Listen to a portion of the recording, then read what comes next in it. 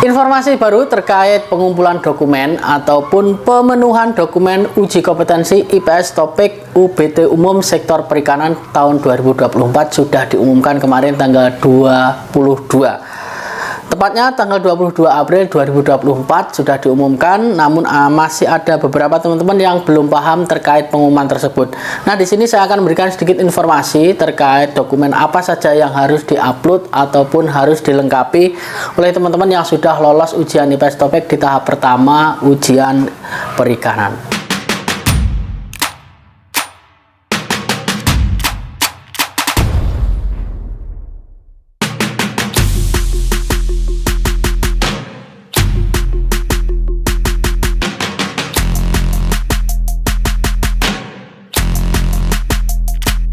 Assalamualaikum warahmatullahi wabarakatuh. Ketemu lagi bersama saya, Wahno Channel, yang selalu memberikan motivasi dan juga dukungan buat teman-teman semuanya. Tetap semangat, yang gagal di tahun ini untuk perikanan kita coba lagi nanti di manufaktur ya. Karena setelah gagal di perikanan, kalian bisa mengikuti manufaktur di tahun berikutnya.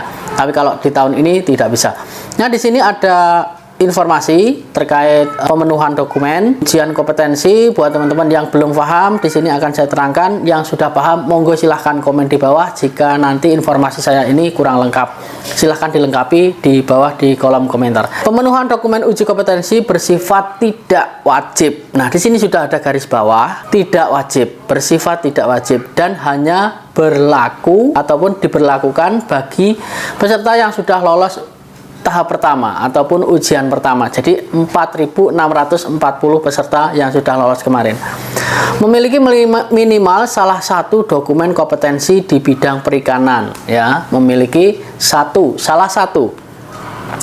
Dan yang pertama, pengalaman kerja di bidang perikanan kurang lebih 1 tahun, sertifikat atau surat keterangan pengalaman kerja bidang perikanan di dalam negeri ataupun luar negeri kurang lebih minimal 1 tahun atau lebih yang dikeluarkan resmi oleh perusahaan dengan legalisasi berupa cap basah dan tanda tangan pemimpin perusahaan. Jadi dikeluarkan dari perusahaan ataupun teman-teman yang sudah bekerja di luar negeri, contohnya di Taiwan ataupun di Hong Kong yang bekerja di bidang perikanan, dan dilengkapi dengan lampiran surat keterangan pengalaman kerja dari HRDK. Dan itu ada terlampir itu bisa diklik, teman-teman bisa dilihat di situ ya.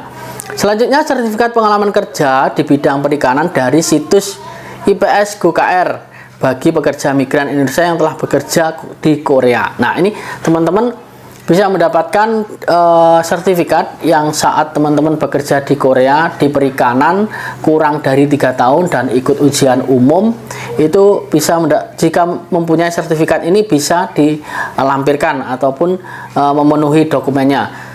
Selanjutnya, bila mana perusahaan tersebut tidak mengeluarkan surat keterangan pengalaman kerja ataupun pengalaman kerja ataupun bangkrut ya, pabriknya bangkrut, maka wajib mengunduh dan mengisi formulir surat konfirmasi dasar faktual pengalaman kerja. Nah, ini terlampir ada di situ, bisa dibuka.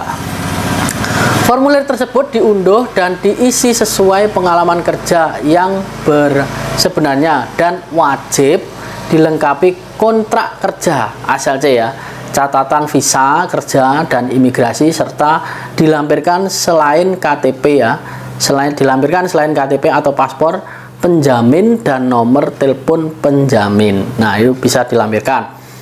Dan selanjutnya, ijazah pendidikan atau sekolah bidang perikanan. Ini jika teman-teman pernah sekolah di bidang perikanan atau pelayaran di Indonesia, ataupun teman-teman sudah pernah ikut pelayaran, ini juga bisa dilampirkan untuk sertifikatnya, sertifikat pendidikan di bidang perikanan ataupun pelayaran juga bisa. Sertifikat pelatihan vokasional ataupun kejuruan perikanan yang dikeluarkan oleh lembaga pelatihan meliputi, lah ini BST, nama dan alamat lembaga penyelenggara pelatihan, materi pelatihan, materi pelatihannya, dan juga jumlah jam pelatihan minimal 120 jam. Ini BST. Teman-teman ketika ikut BST kurang lebih 1 minggu, ini sudah mendapatkan sertifikat, ini juga bisa dilampirkan. Sertifikat nasional kompetensi bidang perikanan. Selanjutnya yang kedua, periode pemenuhan dokumen uji kompetensi sektor perikanan itu tanggal 22 hingga 26 April ini teman-teman, dan sampai jam 3 sore, 26 sampai jam 3 sore. Jadi teman-teman wajib mengirimkan sebelum jam 3 sore tanggal 26 jika teman-teman yang sudah lolos kemarin ya untuk tahap pertama. Pengumuman pelaksanaan ujian tahap kedua ataupun skill test akan diumumkan selanjutnya. Pelaksanaan ujian tahap skill test ya akan diumumkan di selanjutnya.